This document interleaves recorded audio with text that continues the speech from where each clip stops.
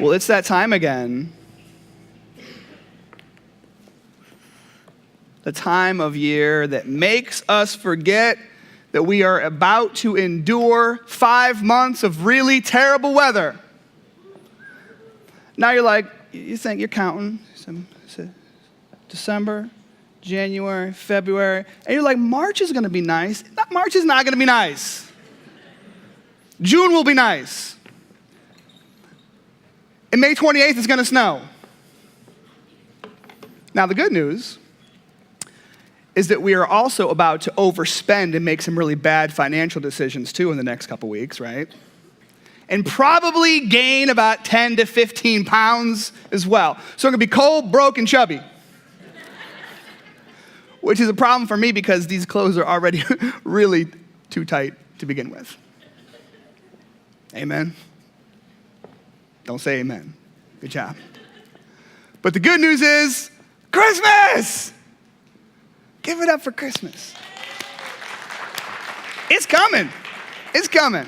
It's only 4 weeks away, and in those 4 weeks, we get to pack all of those wonderful, best parts of Christmas into life. And I'm talking about family. Who doesn't love family during the Christmas? We all love family during the, you're like, me, mostly. Traditions, music, food, shopping, gifts, and stories. Now, the stories surrounding Christmas are some of the most beloved stories that we have. We all have some Christmas stories, and if I asked you about your favorite Christmas story, you'd say one of three things. You'd probably talk about family memories of Christmases of long ago when your uncle acted like a fool and the cops came. We know you got that story. Even if you don't want to raise your hand, he's probably sitting next to you. We understand how that goes. Or the one time when you were at your grandparents' house during Christmas and Grandpa busted out his old VHS tapes of his vacations from years past, and there was this video of him doing a performance with a group of Turkish belly dancers. True story. Love you, Grandpa Kyler. Rest in peace. Now, if you didn't have a great family memory, there's probably a few Christmas stories that you like to talk about in the movies that you've seen, right? There's a lot of great Christmas movies out there. Who doesn't love that movie, A Christmas Story? Everybody. Who has seen A Christmas Story?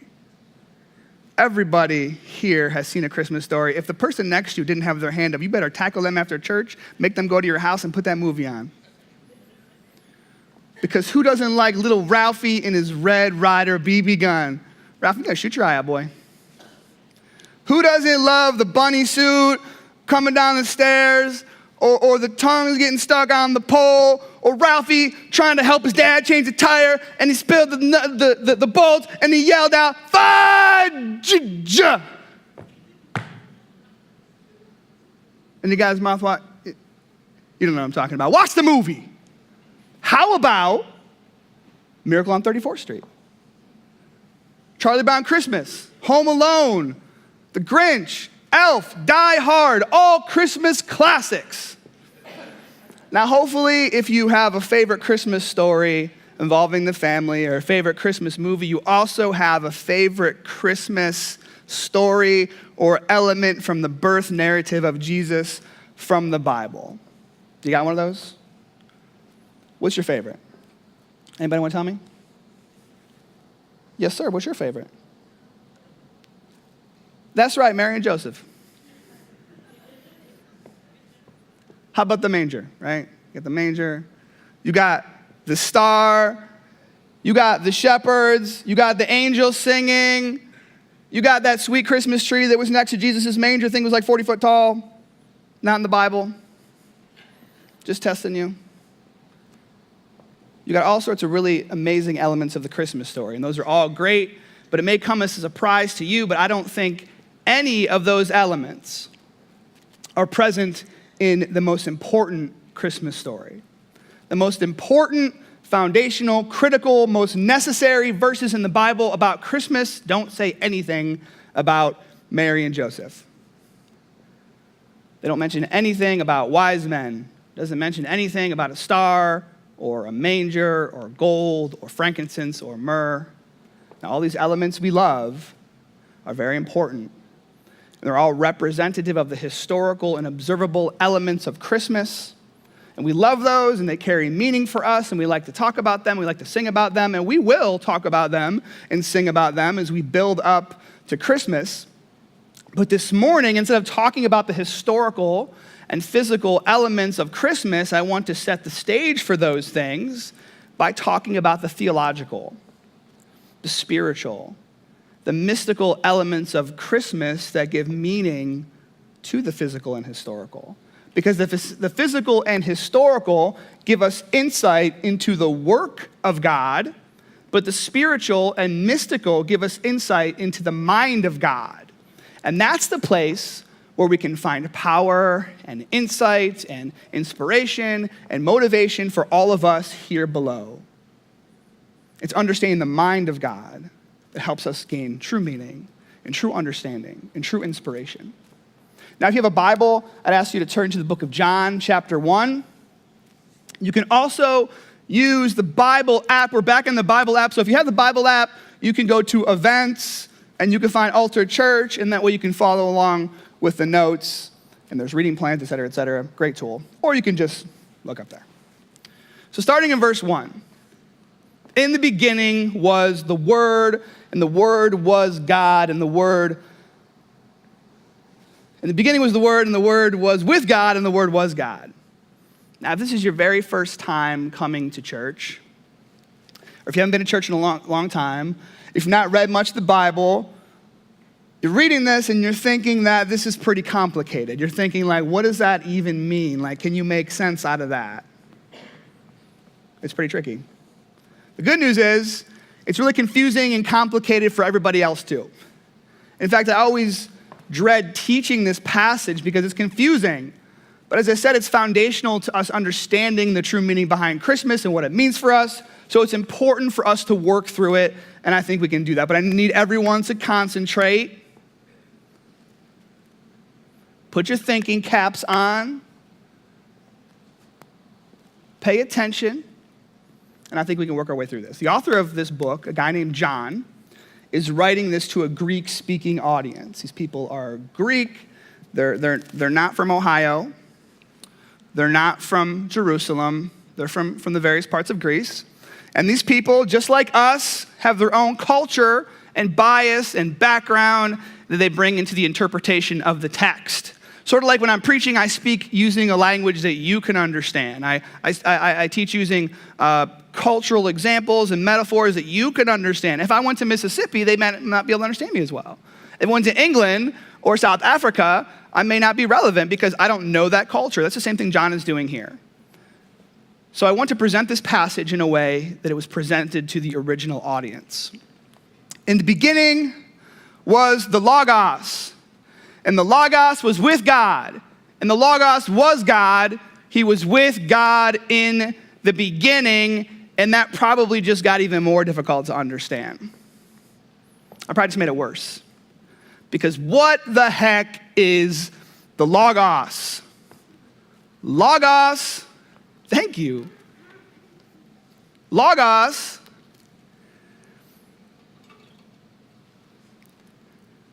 that was really nice of him, but it totally distracted me. So I'm going to take a second. Get my preach back on 1 second. Okay. Logos is translated into the English as word, but it means more than that. The word logos for the Greeks was a divine or godlike essence. It was the impersonal mind of the divine. For the Greeks, the logos was a religious term. It was a spiritual force. So with that in mind, I'm going to read it again. In the beginning was the Logos, and the Logos was with God, and the Logos was God. He was with God in the beginning.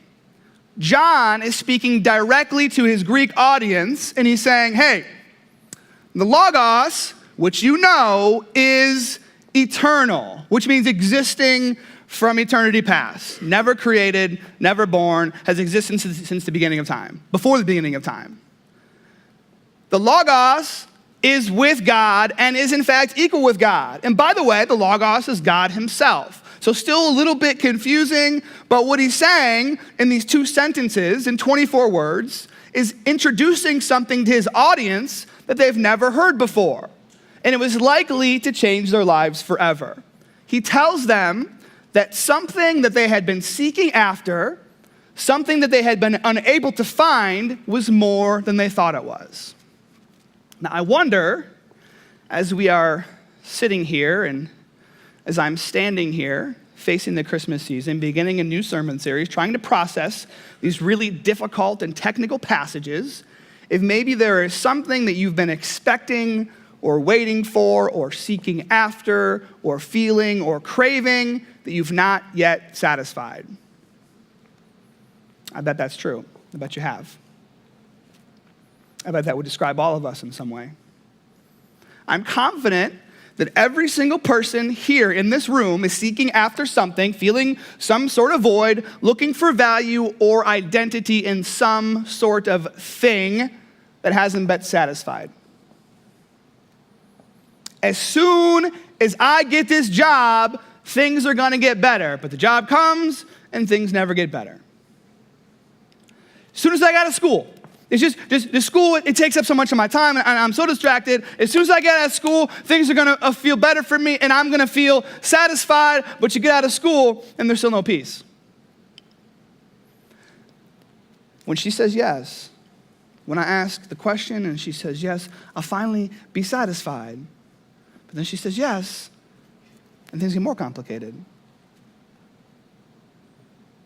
The list goes on.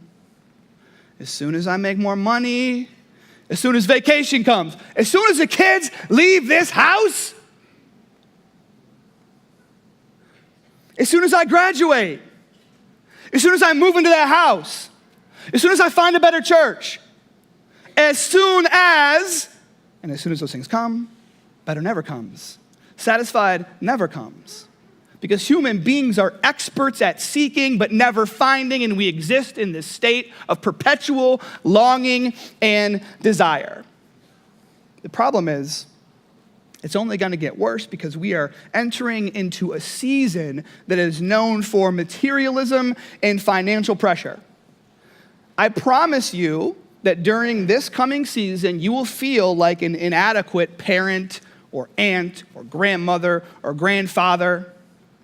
You're going to feel remorse and regret. You're going to feel that special sorrow that only comes during the holidays because you think about your family and what they expected from you and how you've let them down. Or maybe you think of the people that you've lost or the ones that are still here yet a bit distant.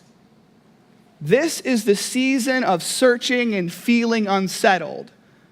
Happiness and contentment for you, for us, is way over here. And we exist in this place way over here. And the more we move towards this ideal of happiness and contentment and satisfaction, the more the mark moves this way. We never quite get there. And maybe that's why you're here today. Searching, but not knowing for what. Feeling unsatisfied, but not knowing what it is that will satisfy. This is the same situation for the people that John was talking to 2,000 years ago. People were longing and people were seeking. People knew there was more to life than what they were experiencing, but they couldn't find it. Maybe John is using a word that is specific to his audience, but his message is transcendent, meaning it's for all of us. The message is for all time because it points to the things that we've been searching and longing for, the things that we can't quite identify, that thing that we've been chasing but don't know the name of it, that satisfaction that we can't quite obtain. And he says in 24 words, in 2 sentences, that our deep longing for the unknown and unnamed something is a desire for God.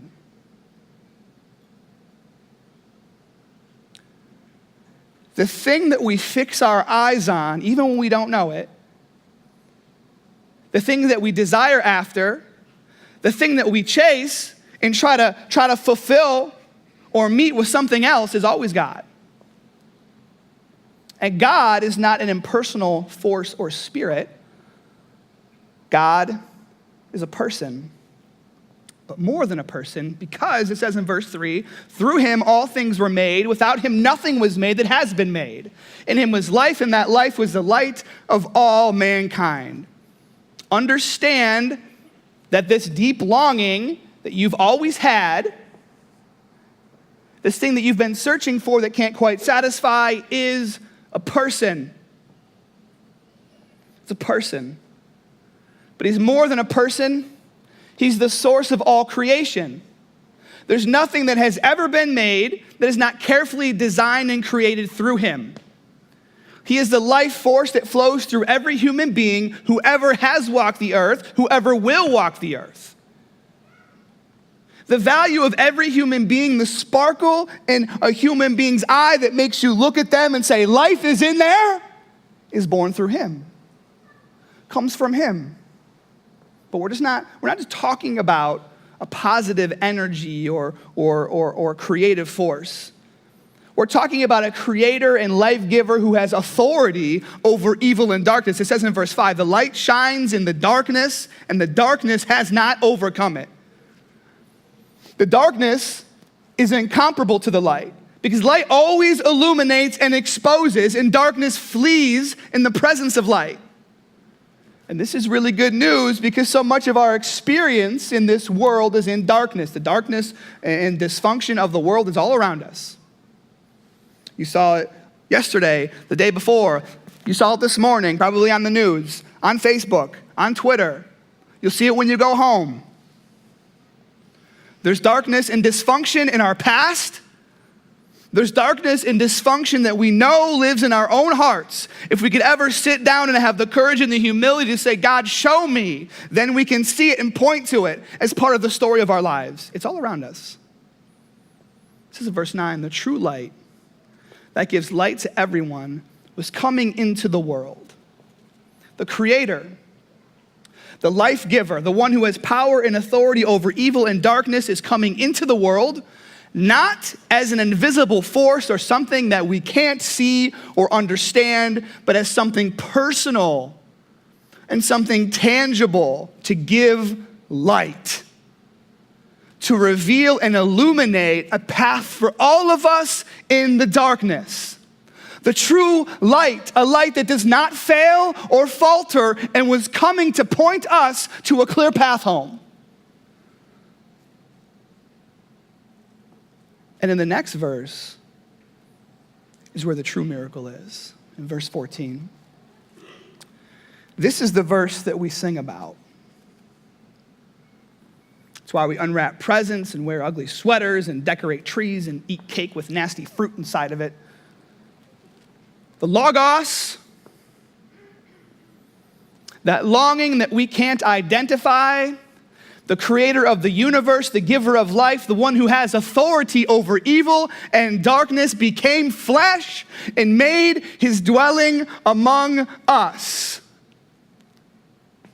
Heaven descending to earth, God himself living among us. True power, true light, true love, true hope came to earth, and we call him Jesus. And it's through Jesus that we have seen his glory, the glory of the one and only Son who came from the Father, full of grace and truth. It is through Jesus that we realize the full picture of God's glory and God's grace and God's love. Understand that we can see glimpses of the majesty of God or glimpses of his nature in the mountains, because the mountains are beautiful and they're majestic. And we can see glimpses of God's glory in his creative power in newborn babies and puppies. But we can only see God fully through the one who created all things, Jesus Christ. And this is why we say Merry Christmas. Because in the mind of God, we were too distant, too broken, too incapable, too submersed in darkness to make our way to find him. We were too far to find him and too blind to see him, so he came down to us. So the manger, Mary and Joseph, the wise men, the shepherds, the angels singing songs, all these are merely symbols and footnotes to the grand miracle of God reaching into human history to rescue us from our own brokenness. I think about the impact of what this means for all of us. And I can see all of your eyes and all of your faces. Think about the impact of what it means for each one of you. It means that you and I matter to God. And when I say matter, I mean like really matter. I'm not talking about that self-serving care of athletes or celebrities or politicians or relatives, and even the self-serving love that we can have when we care for people when it's convenient or beneficial or good for our reputation. This is God who has everything, the creator of all things, the giver of life, the one who has authority over evil and darkness, coming down into history to sit with us, to listen to us, to heal us, love us, challenge us, and ultimately die for us because of us. Because of his compassion for us and his mercy on us. I think that if we can really embrace this, it could really change our lives. Because I know there's 25 women in this room who've at one point in their lives thought they were inadequate as a mother or a wife. You get these feelings when you watch your kids and you see your husband make a bad choice, that you're somehow to blame. You know what I'm talking about. And you feel like if you had a little bit more time or gave more energy, that things would be different, or they would just listen better, or their grades would be better, or they'd have priorities that are more aligned with what you believe is right. Listen, God taking on flesh, descending from heaven for you, says that in the middle of all your flaws and regrets, you, just a singular being in a sea of billions and billions and billions of people, matter to God. He came for you because of his love for you. Not because of your performance as a mom or a sister or a friend or a wife or a coworker. He came for you. Men, he came for you not because you got a good job, or not because you provide well, or not because you can fix things, not because you can change the oil and do the brakes, not because you can build a house, not because you have a good education, not because you play baseball with your kids, not because you can teach your son all the ins and outs and rules of football. Addicted or sober, in debt or financially secure, married or divorced, Republican or Democrat, hurting or healing, he came for you, not because of who you are today, but because of who he is and the way he will shape your future, today, tomorrow, forever. He descended to earth, God becoming flesh.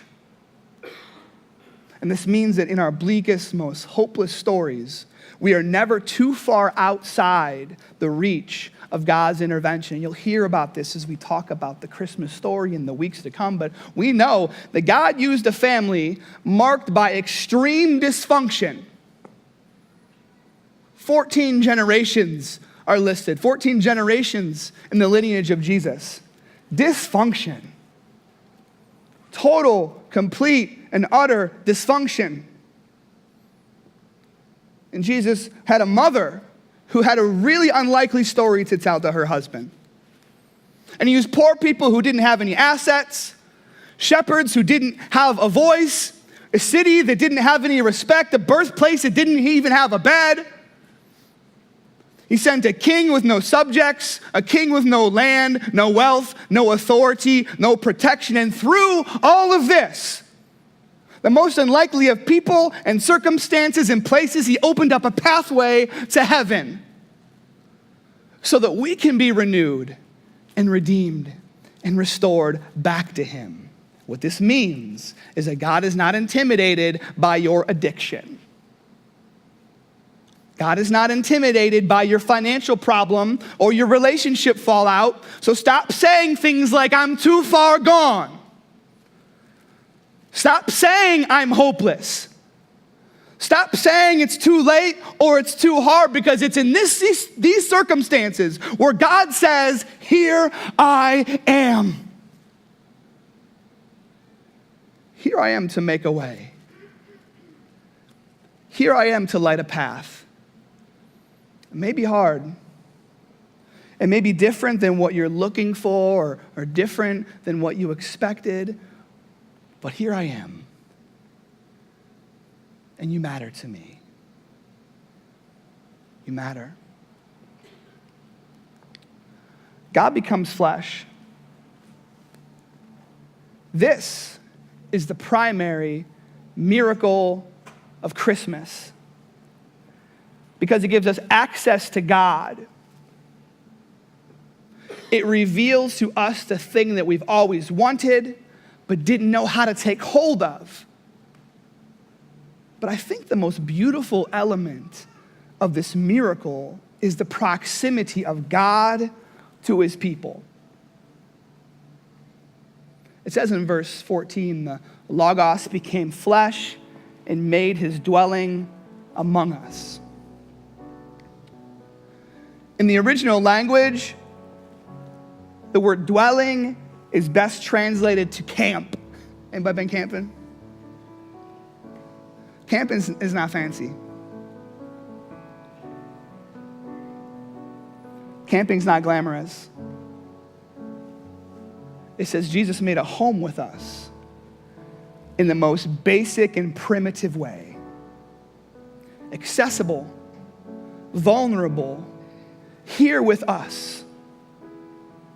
This is in contrast to how we often view God as being distant and far off, inaccessible, unapproachable, judgmental, harsh, cruel, unloving. What we understand here is that God is accessible and relational in Jesus. But he's also sympathetic, he's also compassionate, he's also forgiving, and he's also devoted, so devoted that he's going to leave his throne in heaven to come to earth and be born as a baby in a manger with nothing.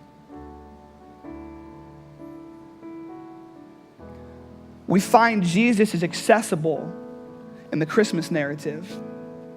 But also, later in his life, Jesus tells his followers how to remember him and how to celebrate his proximity to them in their hearts and in their lives 33 years after. 33 years after God put on flesh. In fact, the night before his death, Jesus told his followers to remember him. He said, remember me. And he gave them this special ceremony that we call communion. Jesus told them that they could celebrate God becoming flesh and his sacrificial love for them and for all of us by taking bread and wine together in his name. Over the years, people have debated on the exact meaning of this ceremony, but everyone agrees that it's a celebration of God becoming flesh and closing the gap between heaven and earth. And so I think it's fitting that we celebrate communion today as we open up this series on Christmas. Ushers, I'll ask you to come forward.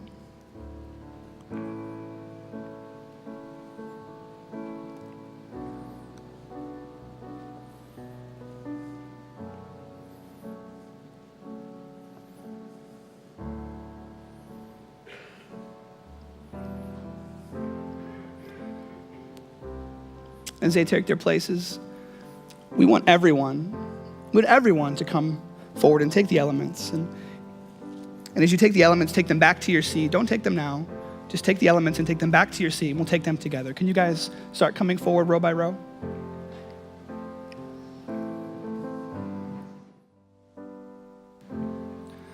In verse 10, in chapter 1,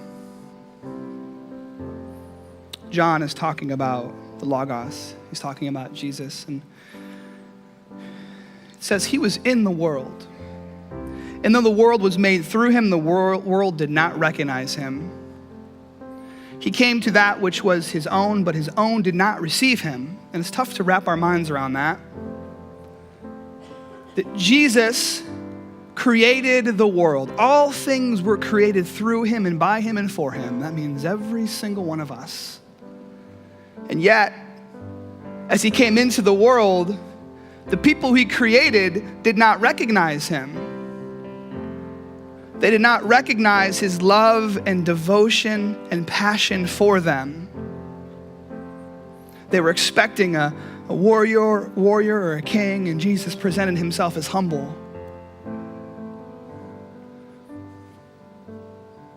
What this teaches us is that Jesus came to love those who he knew would reject him. Which means he loved us enough to give us a choice. He loved us enough to come for us, even though he knew many of us would turn our backs on him. And yet, I love this.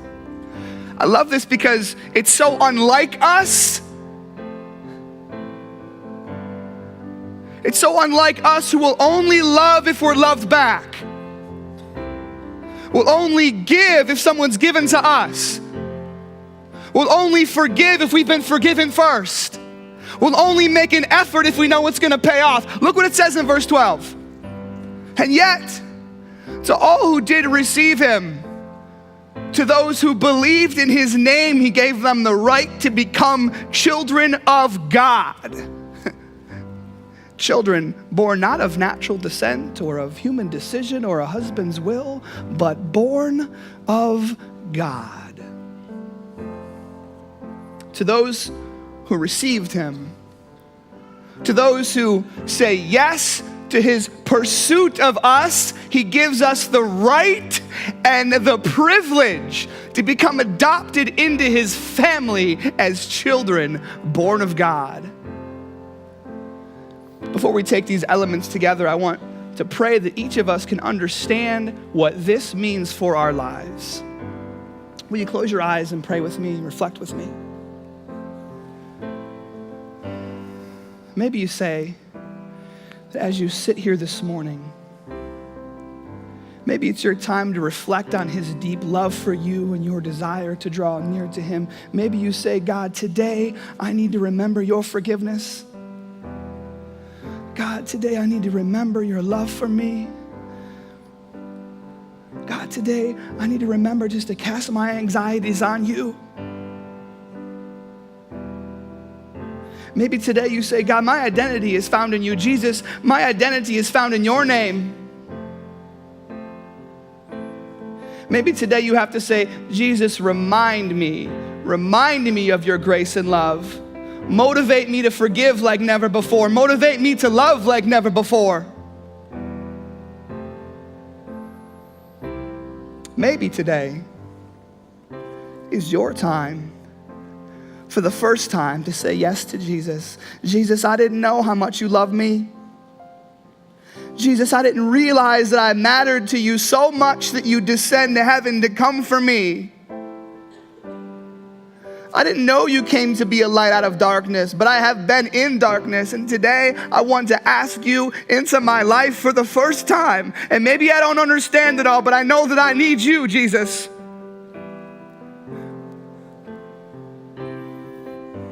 If that's you, you can just say out loud or in your heart, Jesus, make my heart your home. Jesus, make my heart your home. Maybe for the first time, maybe for the first time in a long time. Jesus, make my heart your home. Jesus, renew my spirit. Jesus, be the Lord of my life, and that means nothing else will be Lord except you. And if you believe, he will make you a new creation, adopted into his family as a child born of God. Will you receive him this morning? If so, I ask you to take the bread and the juice. Let's take these together.